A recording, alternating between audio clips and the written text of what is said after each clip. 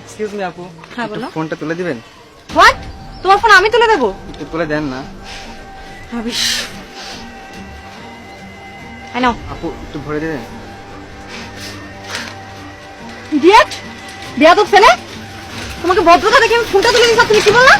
এই, তোমার ফোন তুলে দিয়েছি বলে তুমি আমার সাথে ল্যাঙ্গুয়েজ খারাপ করবা? তোমাকে নিচ্ছে কথা আরেকটা থাপ্পড় মারতে। বেয়াদব ছেলে, তোমার সাহস দেখে আমি অবাক হয়ে যাচ্ছি। তুমি আমাকে খারাপ কথা কিভাবে বলো? হ্যাঁ, কিভাবে বলো? আচ্ছা, তোমার ফোন আসলে আমি বলতে চাই না। বলতে চাও না মানে? তাহলে কি করছো বলো নাই?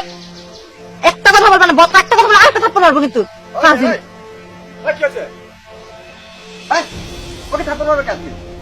ও আমার সাথে ব্যাড ল্যাঙ্গুয়েজে কথা বলছে, থাপ্পড় মারবো না? কি কইছে? কি কইছো? জিজ্ঞাসা করো ওরে, আমি বলতে পারবো না ওই কথা। কি হয়েছে? আমার ফোনটা পড়ে গেছে, ওনাকে বলছি ফোনটা তুলে দেন, বলছি একটু ভরে দেন।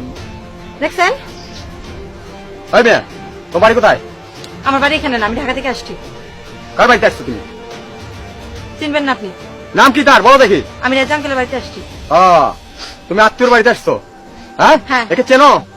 আমি ওকে চিনবো কিভাবে? আমি এখানে যাচ্ছিলাম, আমাকে ডাকছে। ভালো কথা, তোমাকে ডাকছে তোমাকে সহযোগিতা নেওয়ার জন্য।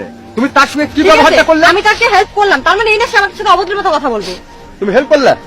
হ্যাঁ, তুমি তাকে হেল্প করেছো তো? এই জন্যই আমাদের দেশের এই অধঃপতন, বুঝলে? মানুষের এই অধঃপতন। এই দেখো, তাকাও, দেখছো এর দুটো হাত নাই। সৃষ্টিকর্তা তোমাকে যে দুইখানে হাত দিয়েছে, এক হাত দেয় নাই। তাহলে এর অবস্থাটা কি? এর মনের অবস্থাটা কি? সেগুলো চিন্তা করো। হ্যাঁ, তোমরা তো শহরের মেয়ে, তোমরা তো শিক্ষিত।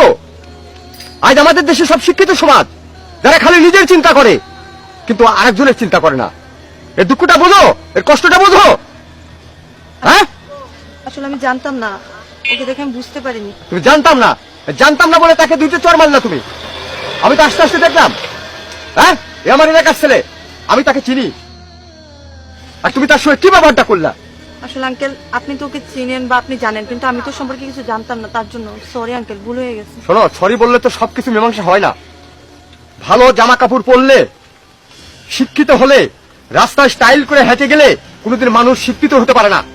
ভিতরে মনুষ্যত্ব থাকতে হয়, মানুষকে দেখার মতো রূপ চেহারা ভিতরে থাকতে হয়। তোমাদেরকে আর কি বুঝাবো আমি? সরি আঙ্কেল, ভাইয়া সরি, তুমি আমাকে মাফ করে দাও। আসলে হয়েছে কি, ভুলটা আমার। ভুলটা তোমার না ভাই, ভুলটা আমার। আসলে আমার আগে বোঝা উচিত ছিল, তোমাকে ভালো করে দেখা উচিত ছিল। তুমি আমাকে ক্ষমা করে দাও ভাই, আপনি কি বলছেন? ভুল হয়ে গেছে। আর আমি তোমাকে থাপ্পড় মারছি, তুমি আমাকে মাফ করে দাও। না, আপনি, আমার ভুলটা আমার ছিল।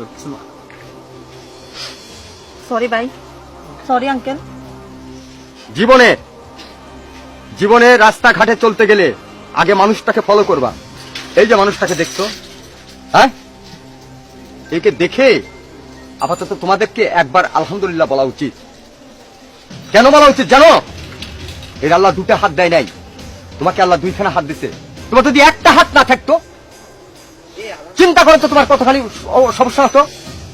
হ্যাঁ, তোমার মনের অবস্থাটা কি হতো? আসলে আমাদের বর্তমান যুগের মানুষ সমাজ আমরা এমনই হয়ে গেছি, আমাদের মনুষ্যত্ব নাই। ভালো পোশাক পরলে ভিতরে মনুষ্যত্ব থাকে না। মনুষ্যত্ব আলাদা জিনিস, নিজের বিবেকের থেকে আসে। সরি আঙ্কেল, আসলে সত্যি আমি বুঝতে পারিনি। আর ওকে দেখে আমি ওরকম কিছু ভাবিও নি। আমি ওর রাব ব্যবহার করছে, তাই ওর সাথে এরকম খারাপ ব্যবহার করছে। আপনারা আমাকে ক্ষমা করে দেন। আর আপনাকে অনেক ধন্যবাদ আঙ্কেল, আমার চোখ খুলে দেওয়ার জন্য। আসলে আমরা যেভাবে চলতেছি এটাকে কখনো চলা বলে না। ওকে দেখে আমাদের শিক্ষা নেওয়া উচিত। তোমাকে মোবাইলটা উঠাই দিতে বলছিল, উঠাইলে ভালো কথা। পকেটটা সে আগে দিচ্ছে তাকে পকেটে ভরে দেওয়ার জন্য, আর তোমার মাইন্ডে লেগে দিছে। এত বড় মাইন্ড তোমাদের? হ্যাঁ, আমি ঘৃণা করি তোমাদের মতো শিক্ষিত মানুষকে, যাদের মধ্যে মনুষ্যত্ব নাই। যাও, তুমি যেখানে যাচ্ছ যাও, চলো বাবা।